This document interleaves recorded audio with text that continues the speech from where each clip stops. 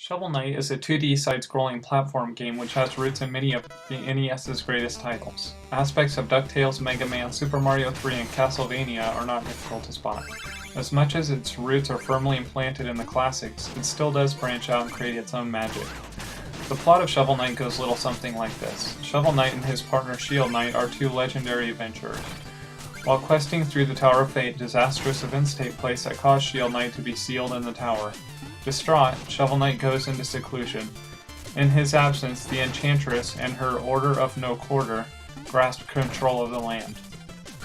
The tower unseals and Shovel Knight takes up arms to save Shield Knight. Visually, Shovel Knight is amazing. The beautifully polished 8-bit graphics are colorful and vibrant, with a great deal of contrast between the background and foreground. Musically, it is a masterpiece. One of the shining stars of this game is the music.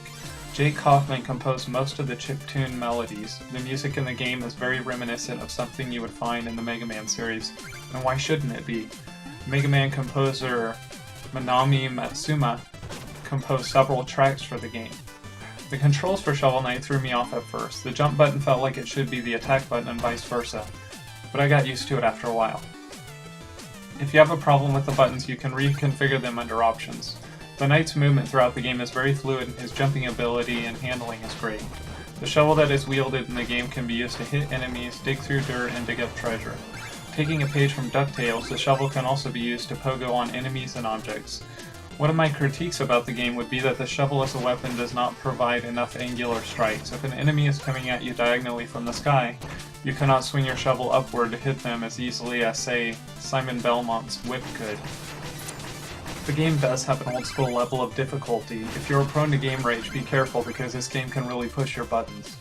I died several times on the first level. Yes, the first level, people, and it only gets harder as you journey on.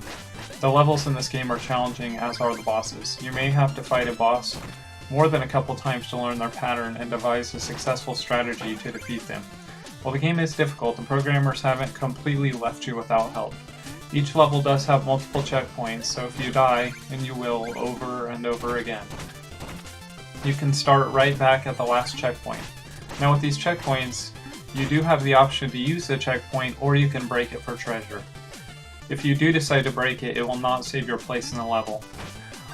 Another thing that eases the difficulty is that you have infinite lives, so every time you die, you just start back at the last checkpoint. You don't have to play through areas that you already cleared because of a game over. The levels are thoughtfully designed and flow together very well.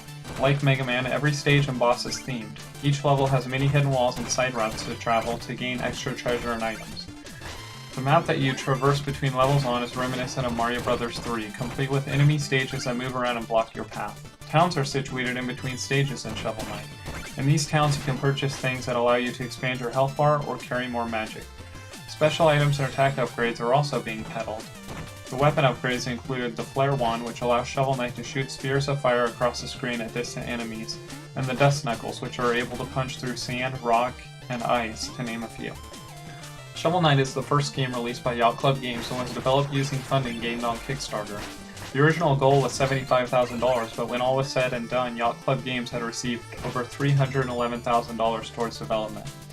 Receiving this amount of money allowed Yacht Club to produce added features to the game which will be available for free and released throughout 2014.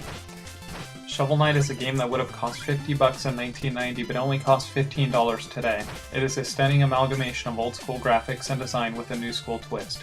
This is a game that builds even higher on the strong foundations of great games released in years past.